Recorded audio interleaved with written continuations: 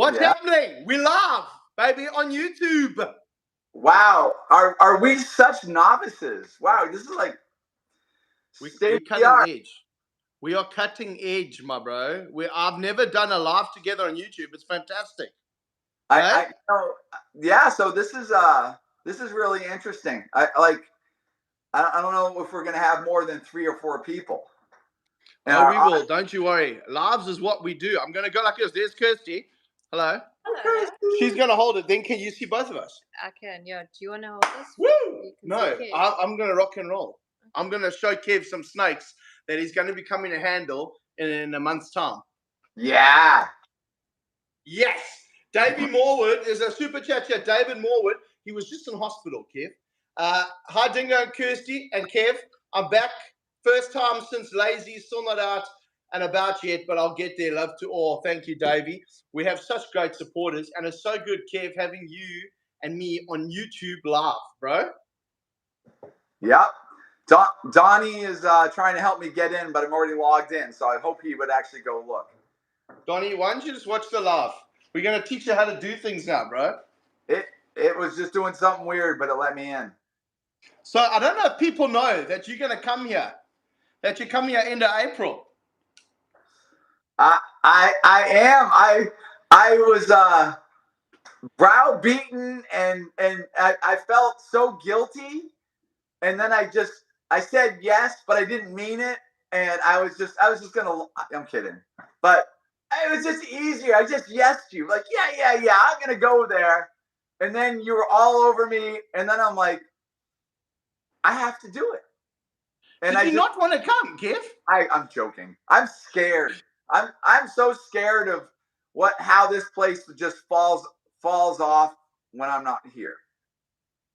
You know? I think you're more scared that Africa is going to get into your heart and you're going to want to move. If I die in Africa, whatever. Yes. That's fine. My days are numbered anyway, so whatever. Bro, so I couldn't believe it when you said it on a live stream. I think it was Insta Live. You said, we're going to come to Africa. And I was like, he said it on a live stream. We can't back out. It's like, done deal. And now it's happening, bro. I'm so stoked. And I have the greatest lineup ready for you that you can ever experience. Because, like some people, like for those watching now, so you can go to a place, right? And you can experience like, oh, yeah, cool as a tourist. Or you can go to a place and you can get experiences that you can't normally get.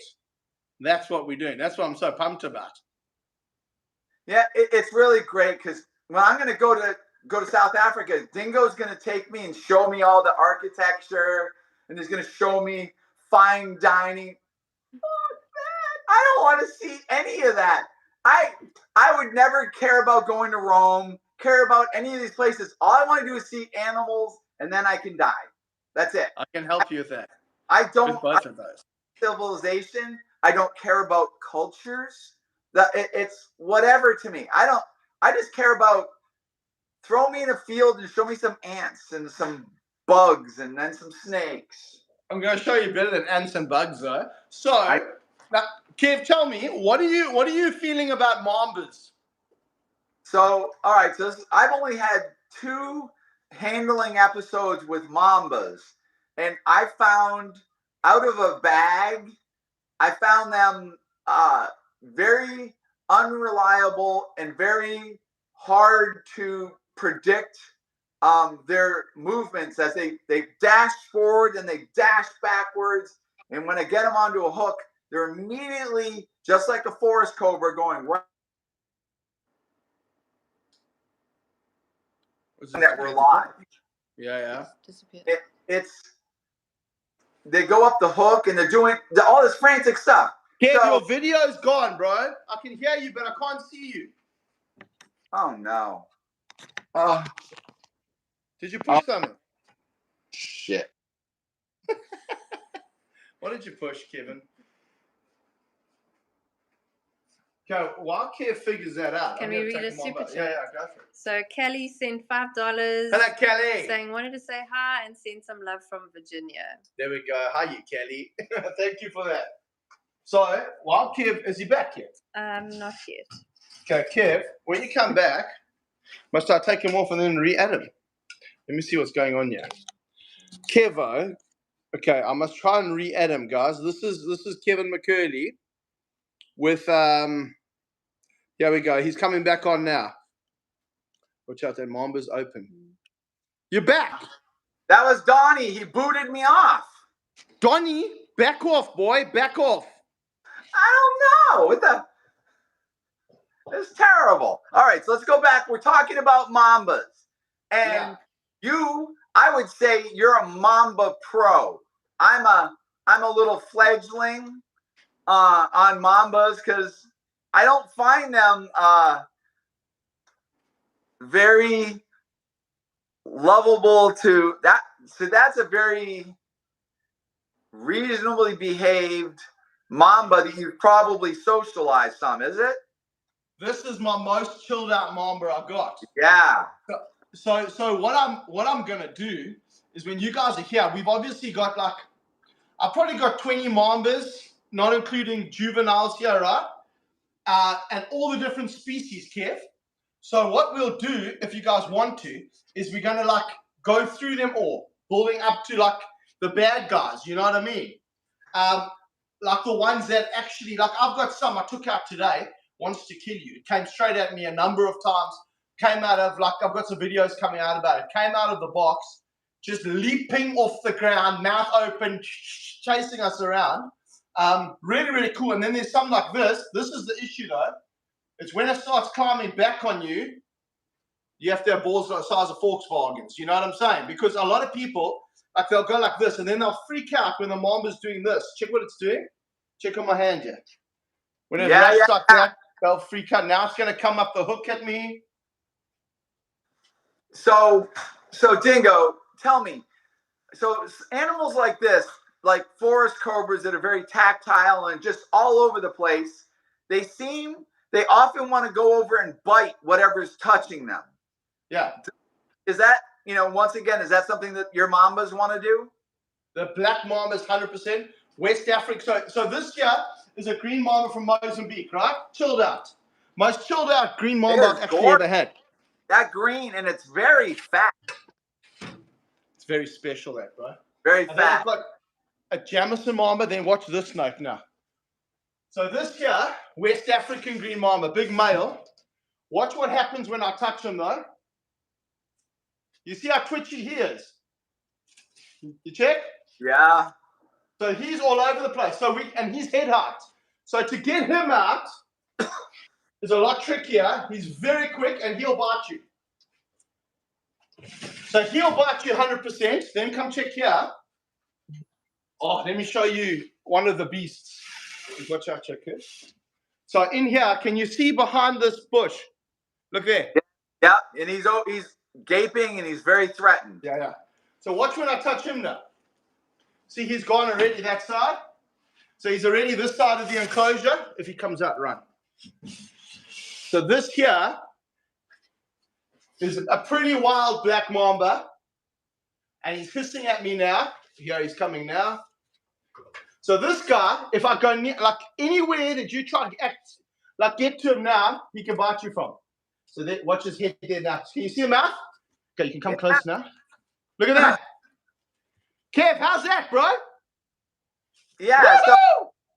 So that doesn't jive well with me trying to establish some kind of relationship. That's an animal that just isn't having it. And no, he doesn't want a relationship. Watch. How's that? Wow. So they're not the kind of species, like black Mambas aren't generally the kind of species that you can build a bond with. You know what I mean? Is he there? Yeah. I'm just taking it. So one thing that I'm doing, I'm studying your caging. And I'm looking at your caging, and to me, I built a lot of cages. It looks like you went and built all these concrete little alcoves. So you've made the basic structure backing the sides and the back of the cage, and then you built the cage into that space. Yeah, boy. That's what we did. Clever. That you got all the brick and all that. That's really, really pretty neat. Thanks, bro. I mean, for me, this is all temporary because we're building our park and every animal's moving, thank goodness, when it does. But the tough thing about it is because it's brick on the back, every time you need to put a branch up or something, it's not like a timber enclosure where you just and you're in. It's a bit of work and effort. But so what I want to do when you guys are here is like to show you all the different Mambas, because all of them are different. So like here's one here. This is a green Mamba, but it's from Tanzania. So that's East African? This is East African, but it was going to be its own species. And then the guy who was describing it or whatever, he died, right? He offed himself, unfortunately, during that process. So right now it's still an East African, but technically it was going to be a Dendroaspis intermedius. So you can see it looks different. Like look at this orange over here on the body. So it's a green Mamba. It's half as potent as any other green Mamba. So it's the least potent, but you saw how chilled out the other one was. Watch here when I touch this one. You see that? Ding dong. Freaks out, bro. Watch it. Western. Freaks out. So like they're all different, like that's a very dangerous snake to take out. And then I've got a little black Mamba here. He's just terrible. This is a little guy and he's fusty. And then you're talking about forest cobras. So I've got two that we're going to work with. And here, Kev, we can take them out on the grass because that's when you see what they can actually do. Like in an enclosure, you can't really see what they can do, right? But you take them out on the grass and then they get up their speed and stuff like that. Then it's like, here we go. So this guy, she's feisty. So she's from the Togo locality. Look at her there. Can you see her, Kev? Go on my right shoulder. Oh my God. She's beautiful. So she's from Togo. Check how high she's standing. This enclosure is like 3 foot high, and she's on the roof. Look at that. Isn't that cool? All right. So her name's Storm. She'll give us a run for our money. Big time. She's a real, you have to be very sharp handling her because she'll come and she'll try to kill you and she will bite if she gets the chance. There's some snakes that they're not going to go past you and they're going to bite you. So she's one that'll bite you. The black Mambas will bite you. Here's her big boyfriend. He's quite cool. He's feisty, but he's not as whippy as she is. Come, big boy. There he is here. Come on. And he's a big West African forest cobra, also from Togo. They got special hood markings too. Check him. Look at that, Kev. Yeah. Hey, look at that. Man, that's a thick forest cobra. Massive, bro. And does he poop on you? He can. She poops more. They love to do. While we're holding them down by the vent, they're like pooping on us and trying to double up and trying to get us. Yeah. So he's a bit better to handle because he's bigger, right? I'm trying to lift him up here. So he's a bit better to handle because he's bigger and he's a bit slower. But he's still quick and he goes for you. And he's still a handful. But she is demonic. But check how cool he is. Isn't he cool? And when you take him out on the grass, he doesn't try to get away like this. On the grass, he faces you. Come say hello. Come say hello, big boy. Now he's looking at himself. Look, he's trying to bite himself. In the reflection. Come on. Here I am. So on the grass, he stands up, faces you, stands about this high off the ground, mouth open. It's flipping tremendous, actually. So we're going to have time with these guys, with the big kings, with all the Mambas, whatever you guys want. How's that? Look at itself. What do you think, kid?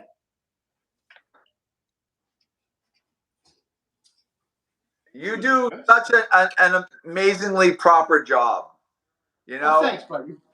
It's you have respect for the animals, and everybody should need to know Dingo would not tolerate a bite right now because of his three different nibbling, and you're to the point where you're even allergic to some of the venom just being in the atmosphere, right? Yeah. And their poo. So I'm Yeah. allergic to their poo too, which is a problem. Check him out. Come in close, Kev. How beautiful is this snake, buddy? Look at that. Hey? Come on, boy. But they're clever, Kev. Watch how check how he's watching me. He's getting me in closer. A little more, boy. We And got he's the rubber hand. What's that? The rubber hand. Yes, Kev, the rubber hand. Bring it with you. I think okay, that's something we're gonna bring. They're gonna really like that when we go through customs. All right, we're bringing a rubber hand. That's awesome. How's that? Look how cool he is. He's cool, eh? So yeah. He's more confident than his girl. How's that swing, bro? Check out mouth open. Where are you going? Come closer, Kirsty. Get in here. I'll take it. Look there. How cool is this snake, Kev? He's a biggie. He actually, I would tend to call that a far friendlier forest cobra than many. Yeah, 100%. So when I first got him, he went for me and got close, bro, because he's so heavy. It's a bit like a king where you can't hold him out there, you know, because he's so heavy, especially when I mess my arm up. So I don't have the strength to lift him up now. And then he would go for your chest. Now he's calmed down. Every now and again, he's not great, but out on the grass, he's amazing because he just hoods, and then he comes at you hard, but it's better on the grass because he's focused on you, not trying to get into other enclosures and stuff. That female is way more dangerous when it comes to handling than he is, you know? Come this side. Kev's got a snake out. What snakes you got? No. This is baby stuff. This is a little baby pied that just hatched. That's beautiful, bro. I don't have no pied, no retic, nothing. Hey? I just can't wait. I can't wait to have you out here. We're going to pick your brain. We're going to do all kinds of stuff, my bro. Here you go. And I'm going to show you rhinos and all of that stuff as well. This is some of a clutch. That's beautiful, eh? Yeah. Let me get they're dangerous. They're biting. Ow! Woo! Here we go. I like the little nose on this one. Yeah. Hi, baby. Oh, hang on, I just want to change this camera quickly here. Where's it here? Oh, bro, look at that. How many are you getting in a clutch? Let's go take a look. Can you see that? Actually, jeez, Kev. See? That's amazing, bro. I'm wanting to breed some stuff this year because I haven't focused on it. So when you're here, I'm going to pick your brain on how to do it. I know a guy that can breed a couple reptiles sometimes. Well, I can't breed anything, but I've bred king cobras and a couple of other things, but nothing exciting. You know what I mean? We got a super chat here from Marixa Rojas. Love both of your brain knowledge, your knowledge. I learn a lot from both of you. Thank you, Marixa. So when Kev comes, I want to suck all the information out of his brain that I possibly can. And my guy Lance, who works with us here with all the snakes as well, Kev, you're going to love him. He's like he talks nerd like you know what I mean? He's like into like all this thing and that thing and the bugs and all that. He's going to lose his mind. I just want to hang around with some moms. I like to be able to talk to somebody that doesn't have like an ego with sometimes clouds. Like sometimes I'll talk to people and let's say they're asking me about my insight. And then as I start telling them my version, they'll argue with like what they think. And sometimes it makes the whole conversation ultimately unpleasant because they don't like thoroughly listen with an open mind. And I like just to have it like, just some kind of open mind. For sure. So my view is wherever you go, you can learn something if you shut up and listen, right? Like there's places I visited in South Africa, in the US, all over the world where you go there and it's like, what a waste of time. But the person you're talking to maybe says one thing that you think, hey, I didn't think of that before. And that changes something that you do and it's better for your animals. You know what I mean? So like our kind of view here, with Lance and with myself, with everyone else, is that when people come, you want to suck up every single bit of knowledge that you possibly can, even if you know more than them on a certain topic. You can always learn something. You know what I mean? Because at the end of the day, the more we learn, better it is for the animals, right?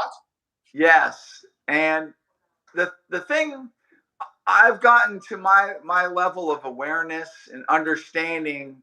I would say there were certain key people I met in my years that had a profound effect on me, and I still remember like those people and how they shaped my mind and got me on the correct thing.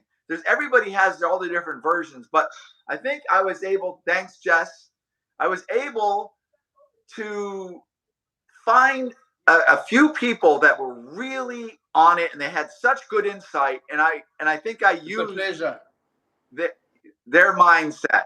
Well, yeah. It's a pleasure. I know we've only known each other for 2 years, but actually accurate.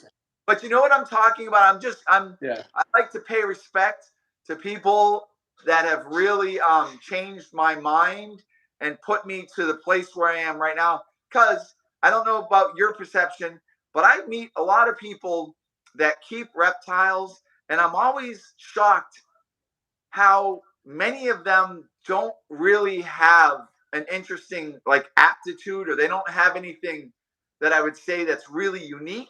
They're just, they know animals, but they might be diligent workers and they might have gone into a situation. But a lot of times I don't meet people that have like a very new way of thinking. And I really am attracted to people that have those unusual ideas, or being as hardcore as somebody like you. There's a lot of us that keep reptiles, but at the end of the day, a lot of them are not particularly hardcore, even though their online persona and their perception is, oh, they're all this. And then I find out that actually it's not true. So you're definitely all in.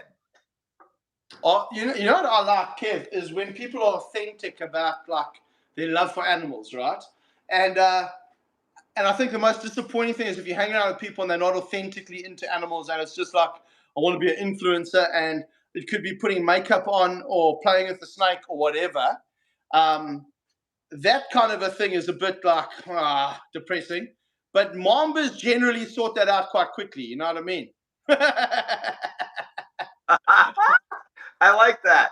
Yeah. So let's show you another one. Check this boy here. So here's a black-tailed Jamison Mamba. How's this tail, Kev? Now, these guys aren't so bad. The Jamison Mambas aren't as bad as the West Africans. I could never do this with the West African. We've got, I think, 3 or 4 West Africans here as well. How cool is this snake? So he's got black tail, right? Yeah.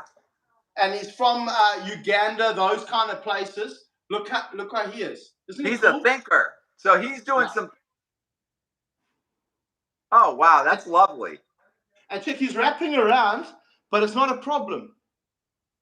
Because he's not trying to, there's no aggression here. Even if I do this, like he's watching it, but he's not like a highly, I want to bite you kind of a snake. He's just watching. You watch his tongue flicks too. The brain is on, so he's not doing all that irrational behavior, that reactiveness where they're just not thinking and they can't collect themselves. He's very collected.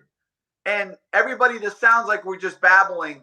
This is a huge thing to note when we're handling, because Dingo is constantly making micro adjustments in his management and the mannerisms of this animal. And we're feeding off of the behavior and the language that animal is making evident to us. It's a big deal. Yeah, he's a very cool snake. And when we got him, he wasn't like this. So there's some of them that we're able to just get a little bit more chilled out, like this guy. He's not like, I can't pick him up in my hands, Kev. I wouldn't do that. Right. He's still a wildish Mamba. He's not our East African green Mambas. I'm still watching, like now when he's looking at me, that's not great. He's a little bit of puffing out in the throat, but he's not like this guy here who's just nervous, right? There, he's got a little hood going because he's seeing me move, but it's not like tongue up, tongue down, all of that stuff, which a black Mamba would do. And a black Mamba would be completely different. This guy, if you give him an option, you see now the tongue's flicking, And now off he goes. Can I make a point here? So everybody who's handling this animal, one of the most important things to understand is when you read the snake's behavior, and an animal like that isn't falling off the hook, lunging, shooting all different directions, is a confident animal that also has a level of trust of you, the handler, and the animal's brain is thinking, okay, I'm reasonably safe. And when an animal feels confident and feels a little bit secure, it's really gonna calm down and be far more reliable than his West Africans, which are bouncing all over the place. They're so insecure and they're so crazy because they're worried you're gonna get them. They have to act incredibly aggro. Yeah, 100%. We've got a super chat from Jess Miller for $10. Hello, Jess. Saying, I can't wait to see Kev and Dingo together in Africa. Me too, Jess. Kev, I'm going to bring out this West African to show people the difference. So I'll go slowly, but you check, you see what happens. I don't know if you could see it on camera. As I touch him with the hook and gently touch him with the hook, there's a reaction. See the twitching? Yeah. And he generally has to come out quite quickly, and he'll bite. No, you stay right there, buddy. And of course, we put him at head height, and the more relaxed one at a more comfortable height for some reason. This one's always looking. Hello, my boy. Hello, big guy. There we go. Go up there. That's great. Come. This is a nice thing about a mom. If you can get them like this going forward, then you're all right. Check it out. So this guy now, as long as I give him climbing options, Kev, we're fine. But if I go like this, let's see if you'll turn. Now there's a problem. But if I go like that, then we're good. I'll bring him out towards camera. Watch here. He might climb towards the camera. Okay, keep still. Nope. Don't come to me. Check there. Isn't he beautiful? Very beautiful. Hey, he's lovely. He's got a yellow tail. He doesn't seem too terrible. No, once he comes out, he's a little bit better. But he's tried to bite a number of us before. He can be super, super wild. Very hard to get into a container, like a box or something like that, you know? Come here. And there we go, stuff coming out of his bum. So as long as he's climbing, he's happy. Look at the king cobra trying to eat him. How's that? That's a Chinese banded king who's seen a snake. Oh my God! Yes. Check it, Kev. Check it. How's that? That's yum time. Isn't that amazing? Yeah. Look at that. He's stalking him. Yeah. Oh God. Yes. And your Mamba has like no idea. No clue. Look at him. Look at him go.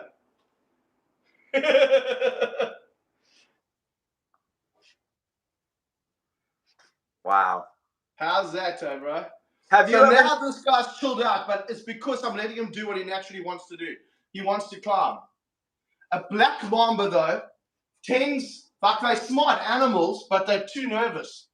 So they panic at any movement or anything next to them, and then they just go full-blown attack mode to get rid of the threat, even if it's not a threat, you know? Yes. And that's what often makes them more dangerous. There you go, my boy.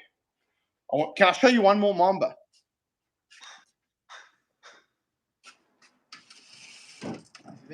We got a little bit of snow here. People are asking about our weather. We got about 3.5. Okay. Oh. See it, Dingo? We've got 95 degrees Fahrenheit. Not today. We got a little cold. We nice and toasty. Check out. Oh, where is he? Come on, buddy. So this year, I only got these ones recently. Come on. This is a very special yellowtail Jamison Mamba. Comes from the Democratic Republic of the Congo. And it's got a black back. So there's other Jamison Mambas that are green, and then we've got the yellow tail. This guy, check his yellow tail there. Check his tail. That's cool. but his whole back is black, the top half. And he, for some reason, he shouldn't be this chilled. Check how chilled out he is. Now he's in a bit of a dodgy spot because he's going to climb out towards me unless I let him go there. Go there, buddy. Isn't that amazing, Kev? Yes. Look at that. Look at the strength, Kev. Who's sponsoring our trip to West Africa? Well, it's some of our wonderful viewers, and Rodent Pro is going to help us too. Yes. Yeah. Because when we're here, we're doing conservation work too. Yeah, and that costs money to arrange the whole team to actually go do what we're going to do. You know, I want to go over there and I want to experience what it's like to have cancer and then recover. Because I think meeting a black rhino that we're cutting off its horn, it's probably one of those life-changing experiences, at least the way I feel. I can't even wrap around my brain. I've never done anything like this. Yeah, there's going to be some tears, my bro. It's like it changed when the first time. I mean, we've grown up. We're very lucky here, Kev. Like, you know, you're saying earlier about working with mambas and all that stuff. We're lucky we've got those venomous snakes to work with, you know, and we can work with them. And if you can handle a black mamba, you can pretty much handle any venomous snake. That's my opinion on it. And in the same way with our other wildlife, like where in the world can you go and help conservation by dehorning a rhino and stopping poaching of that rhino? Or where can you go and interact with a wild 6-ton elephant or a rhino orphanage? Or, you know, while you're here, we're going to be collaring 3 lionesses and as part of a conservation project. And we're going to walk pangolin that's been rescued from poachers and getting released into a reserve. Like you can walk right next to the pangolin, you know? And it's like no one gets to see, no, most people don't even know what a pangolin is. It's the most trafficked mammal in the world. And we're going to be walking next to them. That's what I want to show you guys. How lucky are we? You know what I mean? It's like swimming with orca. It's that wild. And when we go and do the lion, oh, Kev, it is just pandemonium, bro. For me, that's the most terrifying part of the whole trip. Like the black mambas, I got you there. But the lion, Kev, like a wild lioness, right? They're the hunters. They are bringing down buffalo and they bite hippos and all kinds of stuff. They attack anything. And a lioness, a wild lioness, is just sinew and muscle. Like when they're stalking, as their legs go, it's just like ripped. You know what I mean? Like all the gym boys, they don't have a clue. And they just come like this, and it's just sinew and muscle, every single part of their body. Hey, Kirst? Yeah. It's frightening. It's like, and then they look at you with those golden yellow eyes, and that stare goes right through you, makes your chutney tunnel just go. It is flippin' frightening. And so they check you out like that. And then when you dart them, right? So what we'll do is we'll send a chopper up with a vet in. And we're going to do the same with the rhino. But the rhino are not lion. So when you dart a lion, that thing can just go sometimes. And black rhinos go until they hit something. Then they come down like a tree or a fence or something. But the lions, they just move it. And then you have to go up to this lioness. Now, the vet is mixing the drugs in the chopper while they fly. One drop of that can kill an adult human being, right? Easy, easy, easy. Like the one we use for rhinos is 20,000 times more potent than morphine. So that's the kind of drugs he's mixing in the chopper. He hits a lion, it goes down. Then we drive on the ground crew up to the lion, right? Vet joins us again. He will land the chopper. Vet joins us. Then what we have to do is we get a skinny reed, like what, about this long. We walk up to this lion, and while it's lying there, you have to tickle it on the ear. If the ear goes like this, then it's not asleep properly, right? Then you standing there, Kev. If you tickle it on the ear and it's not asleep at all, it's going to come back and it's going to smash you, and you're dead. You know what I mean? Like this is proper lions. It's not like here's my zoo lion. Look at Fluffy. This thing will kill you, right? So then you tap it on the ear. Wiggles ear. You have to then take another injection, a needle, stick it in the bum with another dose. But the oak's not sleeping properly, and now you take your needle and stick it in its bum. When I'm grumpy and I'm a bit out of it, you stick a needle in my ass. I'm coming around at whoever stuck the needle in. But anyway, we stuck it in. The last time we did it, We stuck it in. Then tickle the ear didn't move, Kev. So myself and the vet go around to the head, right? Now you've got to understand, a head of a lion is like, just a lioness without the mane is like this, right? Teeth are like that. Now I have to pick up the head while he puts the hood on, because the hood will get rid of some of the noise and the vision and all that stuff. And as I pick up the head, this thing goes, but it's like, in my hands, there's a lion going, I'm like, oh my gosh, it's not sleeping. And we put the hood on, and then we're like, okay, cool. What we're going to do now, we have to put it onto stretcher. So we got up, we grab it by the tail, because that's what you do. You pull it by the tail. And you pull it onto the stretcher. As we're pulling it, the bloody lion turns around and sits up, Kev. There's like 10 of us all standing around until a lion sits up. Thank goodness it's got the hood on. And it's all dozy like this. It sits up, goes like this. We all freeze and start backing off like this. Then the lion goes back down. The guy gives it another shot in the bum, right? Then we put it on a van because we're going to go and collar it and whatever. We're driving with it. The whole time we're watching it, because lions don't do well with anesthetic. Like they're very like sensitive to stimulus, right? So like a child going, ah! Or some noise, a chopper taking off or something, can wake the lion up. Then we're in the back of a truck with the lion and it can wake up. How cool is that? It's like it to me just doesn't even sound real, because I've never got to experience anything like that. So you're really going to take this is the beginning of me getting a chance to do this, and I get to do it with my buddy right there. yes.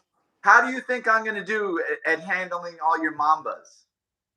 Bro, I think you'll be fine. Do you know what? Because no one knows. You spending like 5 days just with us here, you know what I mean? So, like, we've got time. We don't have to rush it. And it's not just about, let's get a video, you know what I mean? It'll be like, let's actually learn how these snakes move. Because, you know, with your kings, like kings move in a certain way, you know? With the kings I've always worked with, if you touch the tail of a king, the thing's going to come straight back at you. With the Mamba, it doesn't work that way. You touch the tail, it goes away. And if a king, like if I take a hook, like here's this king here, like he's in a feeding mode, right? He's 100% onto food. But if I touch him behind the hood, he goes away from me.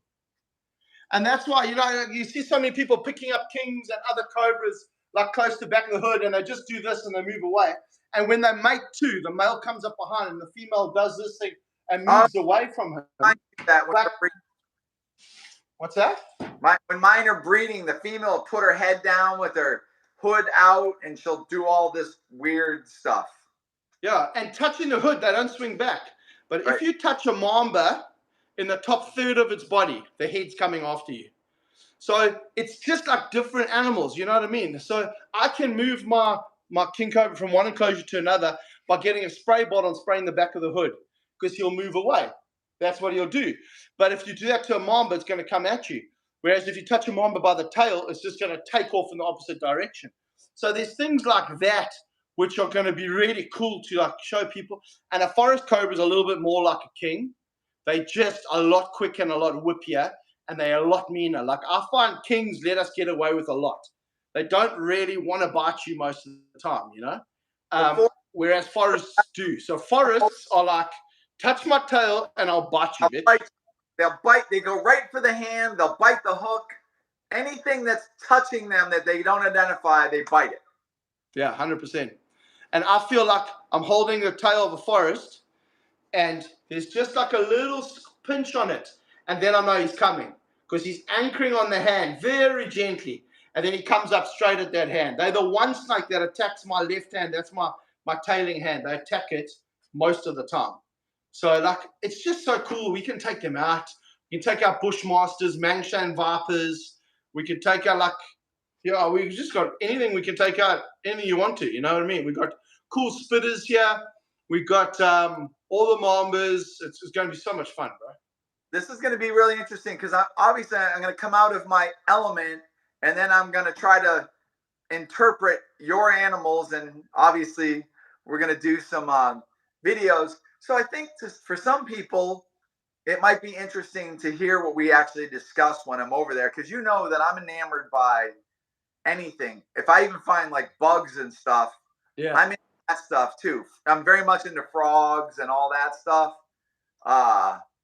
You know, you were showing me those crag lizards. Yeah. Like, I'm one of those people. It doesn't have to be an elephant for me to get pretty excited, as you know. And I'm looking forward to meeting some of your crocodiles. Bro. So hopefully then also, like, they won't be feeding as much, but they'll still eat. But tell me what you think. We're quite limited on time here, but we might need to move. I've got 2 crocs coming in.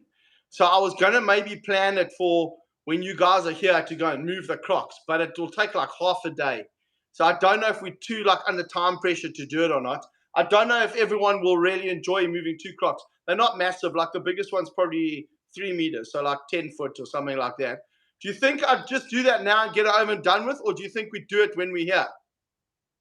Well, I think that's all up to you. Obviously, I do big gators, and pretty much comes down to, you know, we jump on them, we lasso the mouth, we tape the mouth shut, we close down their eyes, we put a bunch of weight on them, and then move them, and then do the release. So I've done it a bunch, but it just depends whatever you want to do.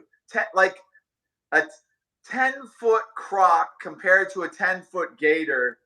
There's gators, especially if it's a 10-foot female. 10-foot female gator is pretty immense, and you know, it might be 75 years old, because you know, big gators over 10 foot for females, they really get thick. And but a 10-foot croc, isn't that still pretty like thin and it's fast. Oh yeah, so yeah, sure. It's whippy, so they'll come back really fast on you and stuff like that. But they can't. They probably, you know, like if you're moving a big croc, like a 15-footer, you almost get more nervous and you take more precautions. You know what I mean? Like I almost got my head bitten by a 10-footer, a Nile croc, because I was like, let's just jump it. We're not going to put a jaw rope on. I was moving it from one enclosure to another on the property. So it wasn't like we've got a croc box, we're moving it far, which is as soon as you're doing that, there's more focus. So like blindfold on, 5 of us jumped it, bro. It bounced me off her head next to her, and I just heard bah, bah, bah, coming next to, like I almost got taken out by her, and she bit somebody else on the gumboot at the same time because she swung back that way. So like they're really fast, but they're also not like, it's not 1,000 pounds. You know what I mean? It's not that kind of weight, but like a bite will still take your arm off. If it bites you in the face, you're dead. So it's like a tricky size to move, but it should be rope, boom, jump, let's go, carry, stop being sissy bitches, and let's go home.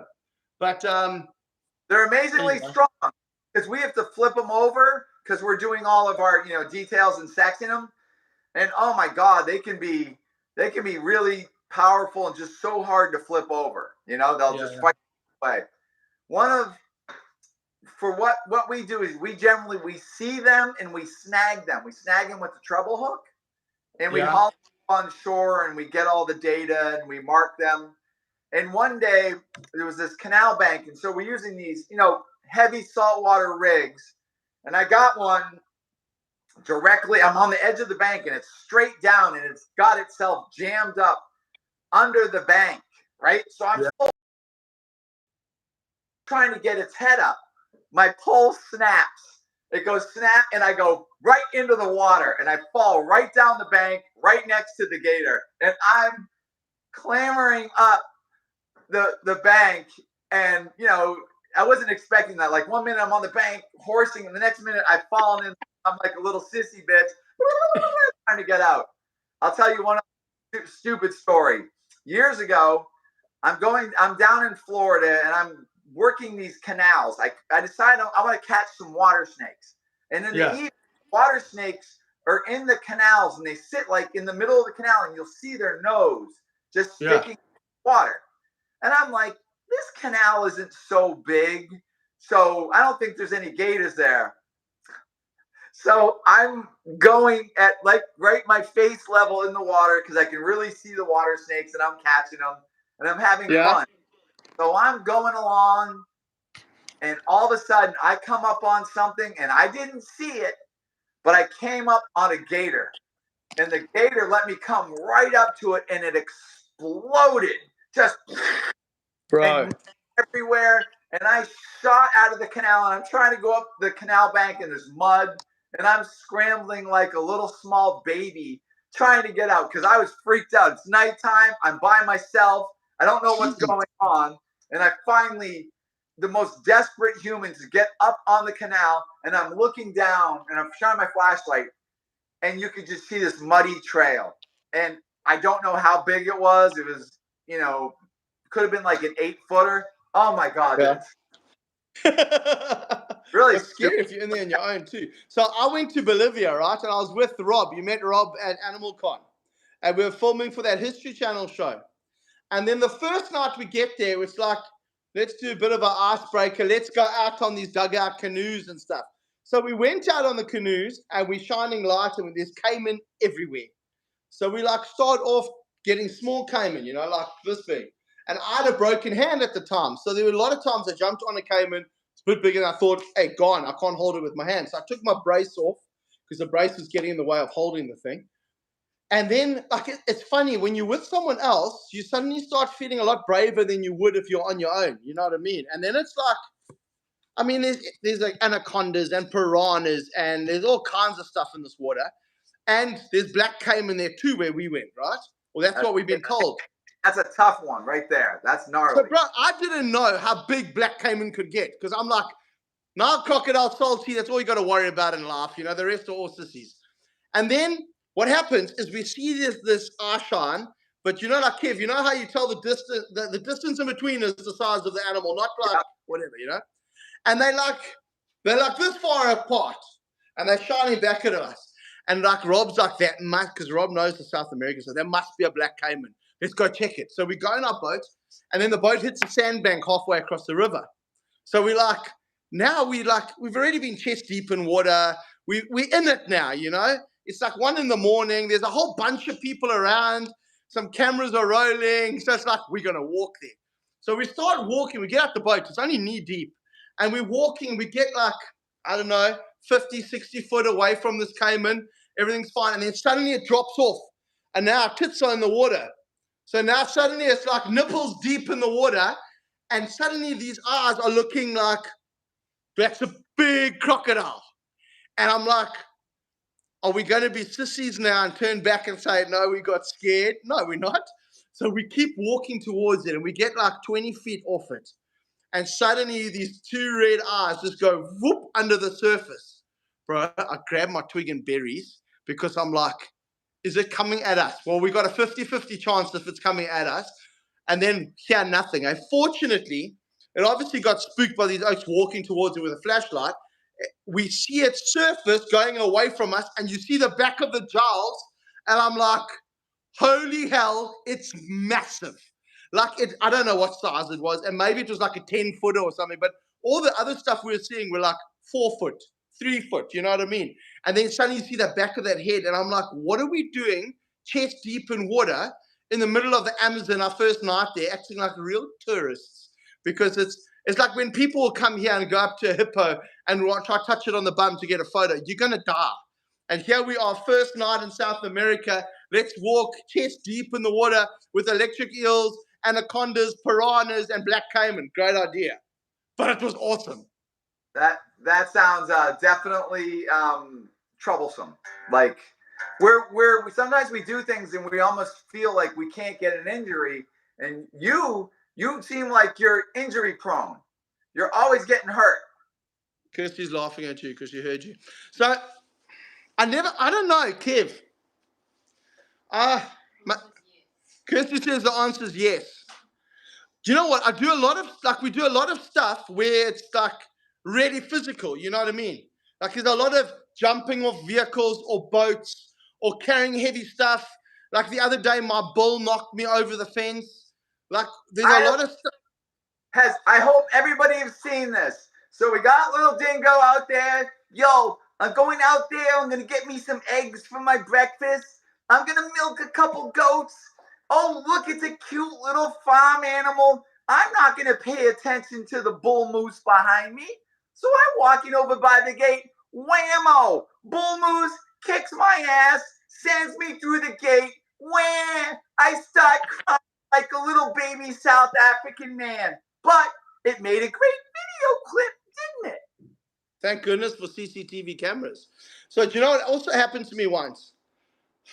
We just got proper animals, Kev. That's what it is. We don't have these sissy animals that nothing's going to happen to you. Like, what's a possum going to do to you? Nothing.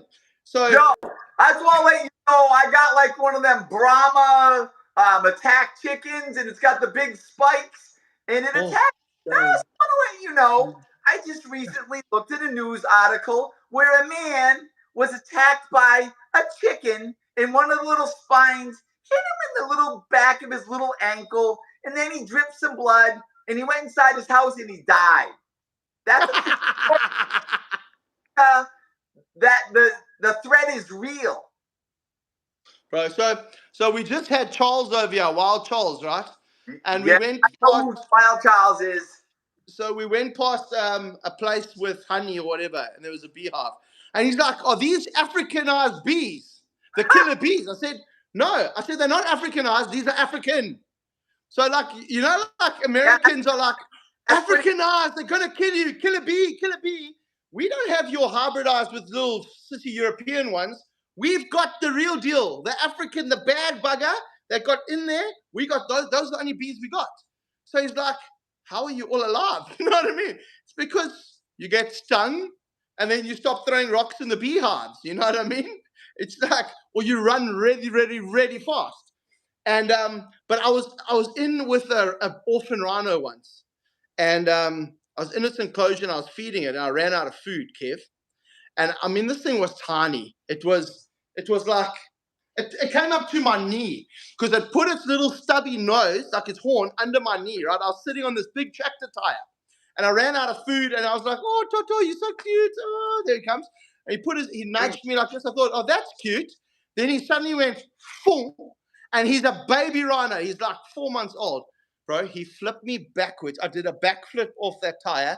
My legs just went, I went arse over tits, and I landed on my feet, and I'm not a gymnast, and I landed on my feet behind me, standing up, in utter shock that this baby rhino just made me do a backflip. But, like, I don't know if I'm accident prone. I've been hurt a lot lately. Like, I came off that one vehicle, landed on my hip. I blame the driver for that. And then I jumped off that cliff when I did the gorge swing and I ruined my arm. That's still a bit painful. But luckily I didn't land too badly on the arm when the bull flipped me over the fence. But I must say, Kev, I feel like, check my arm. Oh, you can't really see it. Like, you see all this that stuff, all the scars. Like, I feel like I'm back to myself when I'm cut up. Like, we caught this massive Nile monitor the other day, about a 7-footer, and it just tore me up, and I was like, I'm back. Because when like 5 years ago, Kirsty was like, she always had to buy these rolls of elastoplast or plaster, I don't know which, band-aids, but it came in the roll because I had to put it on all my fingers, and I always had them on my fingers. I said to Kirsty a while ago, like, since things have moved on, now, like, I've got no band-aids on my hands.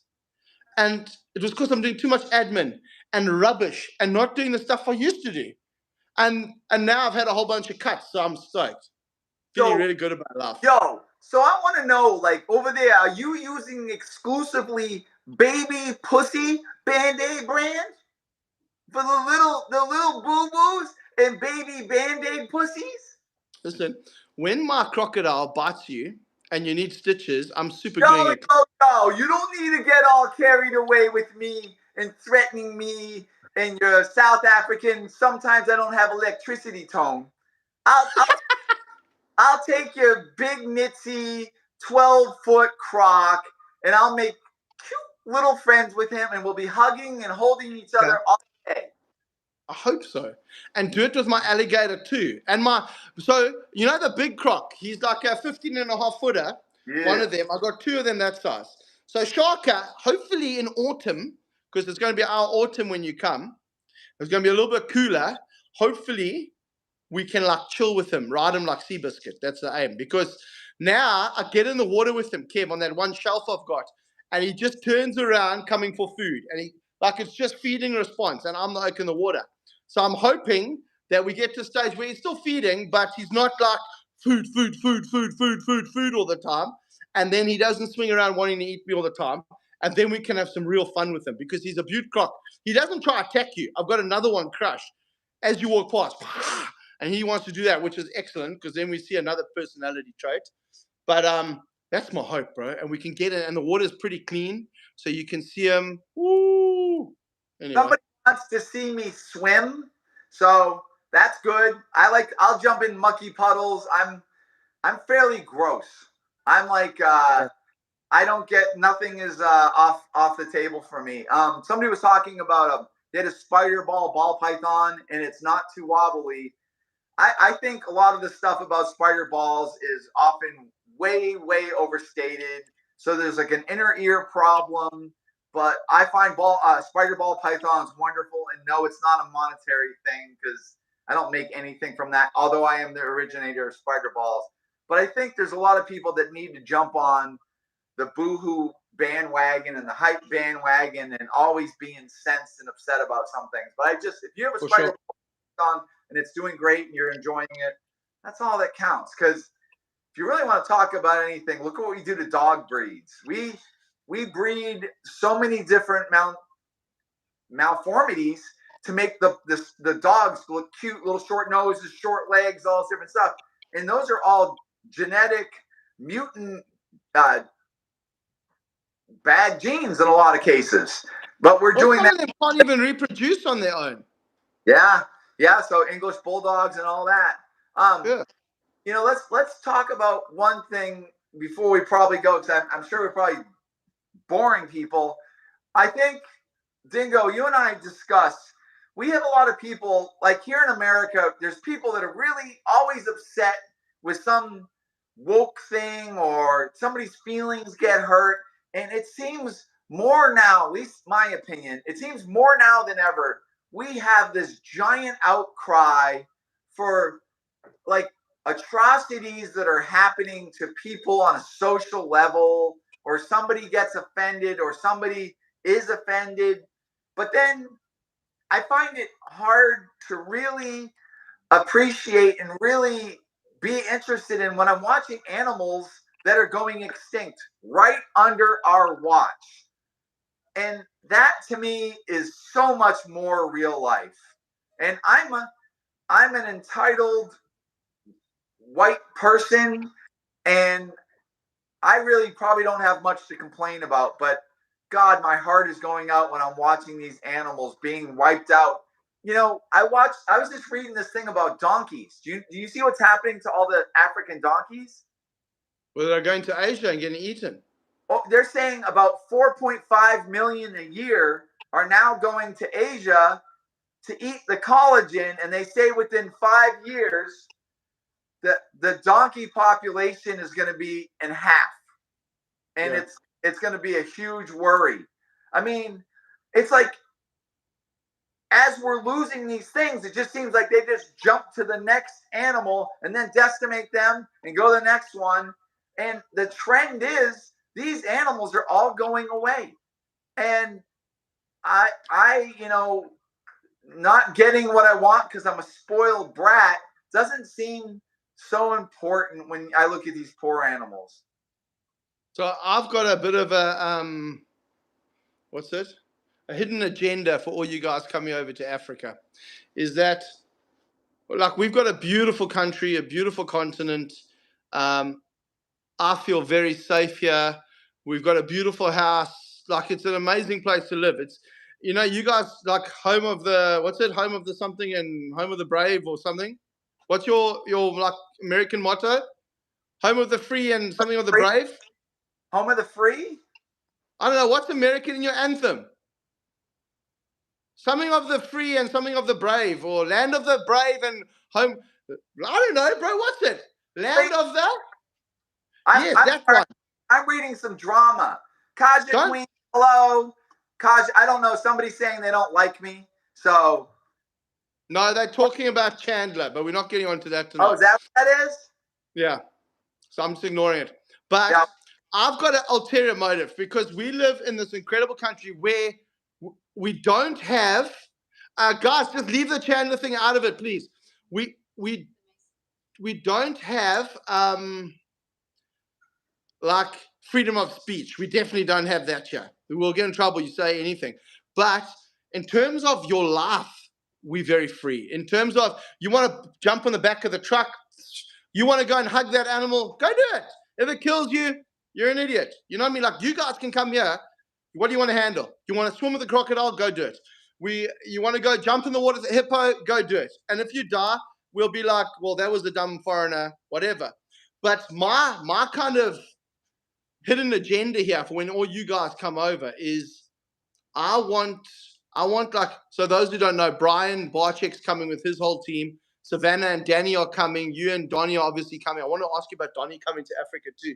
And like, I'm wanting you guys to see what I get to see all the time. You know what I mean? Like, real issues. Not that you guys get caught up in other issues, but like, America is really positioned where a lot of the people kind of, what's it? You know, they get caught up. And the big news is I'm identifying as a toaster this week, or this is happening, or that's happening. And what they do is they kind of miss bigger issues in life. And it's almost like life is a little bit too easy. You've got good money, you've got good job, life's a little bit easy, so let's make up crap to worry about when there's real stuff going on that needs real help. And I want you guys to see it, because the more people who have got an influence and got a following, like when you see stuff like that, it changes who you are. Not that you guys are bad guys and need to change who you are, but I know what it did for me.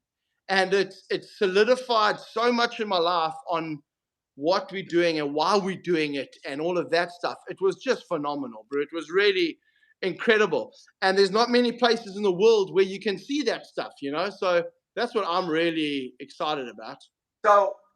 So really, really, really good points. Here, Thank so you.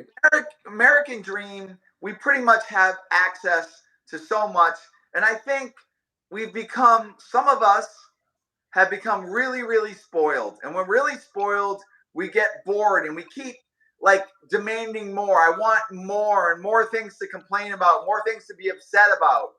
And I think we have to be humbled. I'm humbled all the time because things go wrong. I make mistakes. I make poor decisions. Life can be very unkind to me, but it's that humbling, and you always have to ground yourself. But when you step out of your own life's benefits and what you've achieved, and you look at this animal, we're cutting the horn off of a rhino because it's potentially the only way that rhino is so important. I love that animal and I value that animal, and I am no more important than that rhino.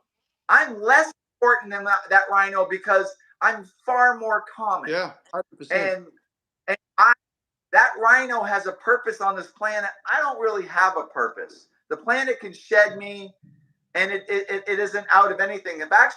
It's actually gained something when it gets rid of me. And I'm very humbled. And sadly, I think we're losing that. We really are. And over here, we have almost like the nanny government that's always deciding what's safe for us. I'm something called a libertarian. I don't want to be governed. I don't want anybody talking about religion. I don't want anybody telling what a woman can do with their body. I have no problem with all the other anomalies. I just want to be left alone, and I don't want to be taken care of. And I want to, try to have my freedoms.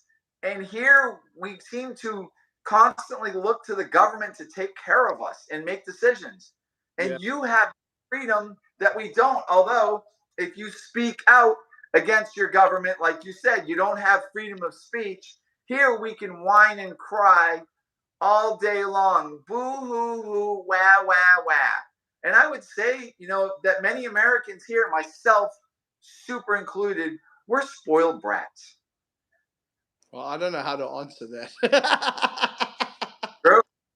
No, it's just, like we spent 2 months in America last year, and we had 4 months of American volunteers here in Africa. And it's different. Like, there's some huge advantages to being American, let's be honest. It's one of the most powerful nations in the world. Your advert for the military is somewhat scary, and if I was Putin, I'd be rubbing my hands together.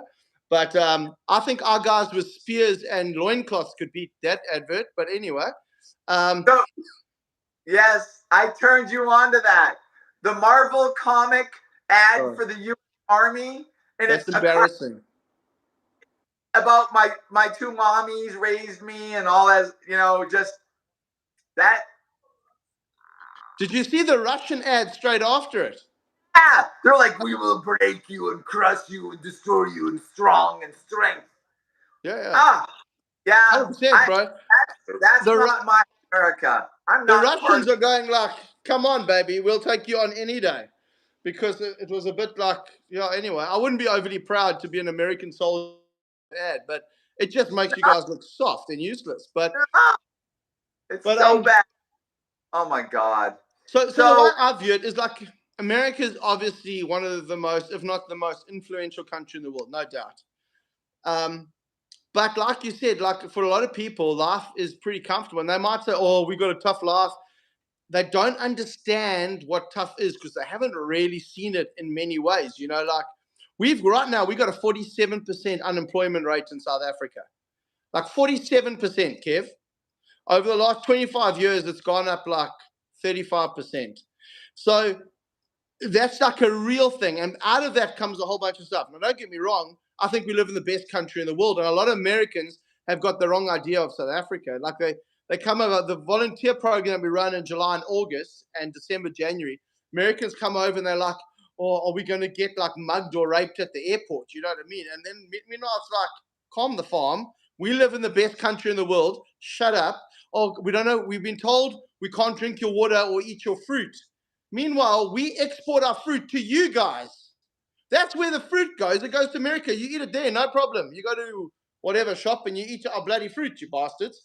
But so there's that side of it. But we just see things here that are like this. It's survival, some of the stuff. You know what I mean? Like when you're talking animals and you dehorning a rhino and this year 1,000 rhinos have been killed and there are only 20,000 left in the world. And 80% of the rhino population live in South Africa. And they've been decimated in the last year. Got smashed, especially in our province. And you see that, and you, with that rhino, and you hear it breathing. And it's like, that kind of a thing. And you hear it do that. And then it's like, I'm not so important. And my problems are not so big. And maybe... And humbled. Yeah. We are nothing. We're insignificant.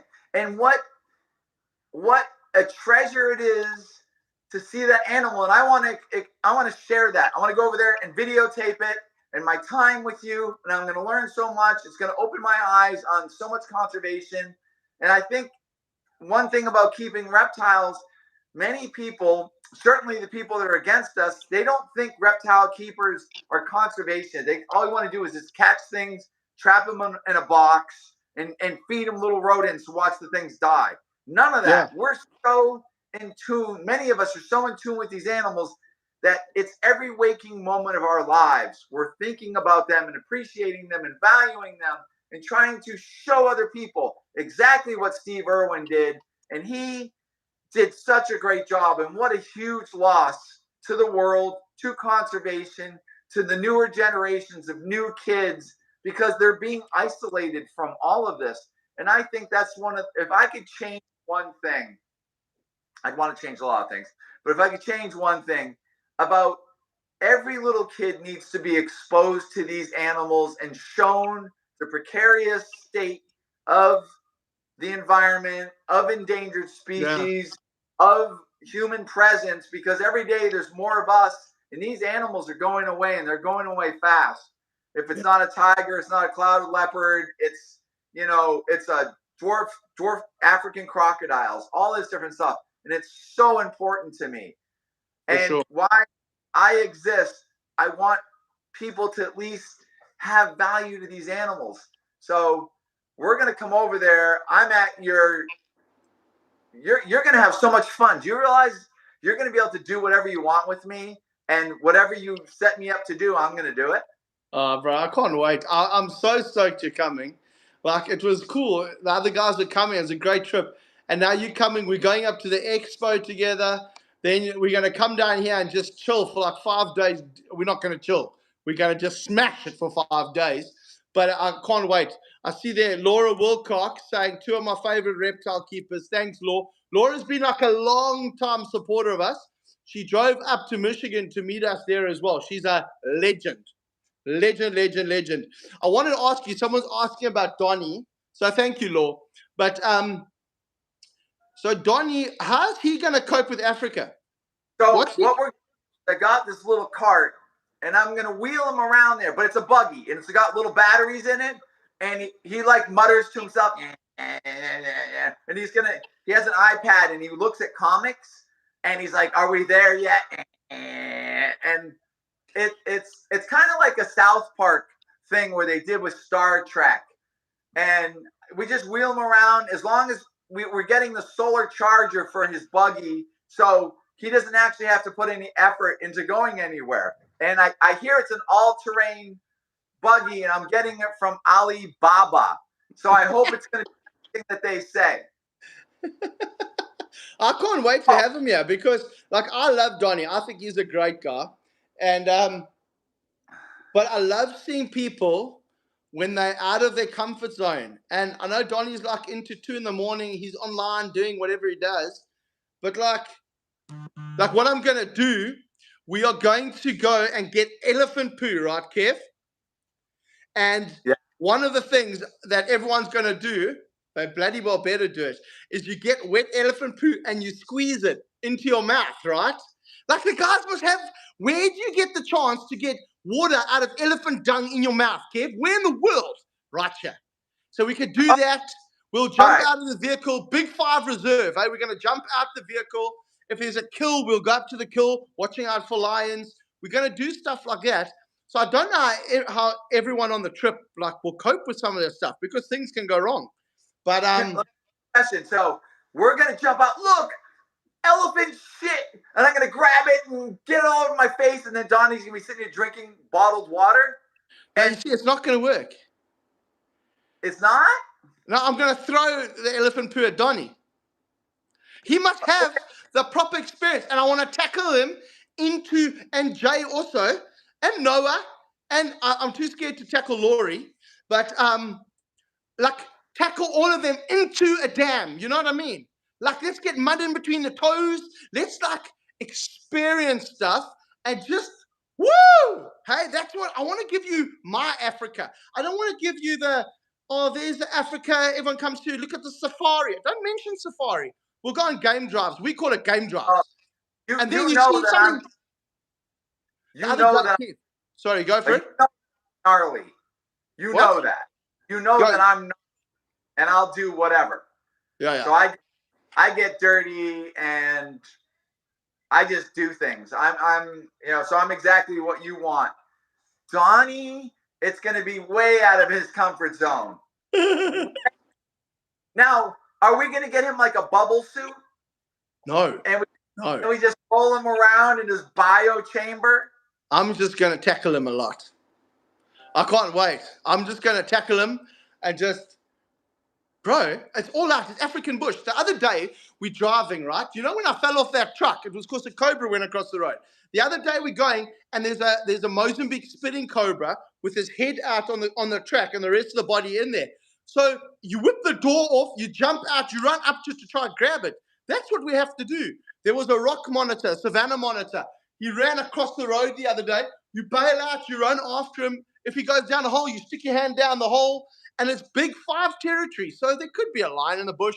There could be a leopard. There could be a rhino. There could be elephant. There could be whatever.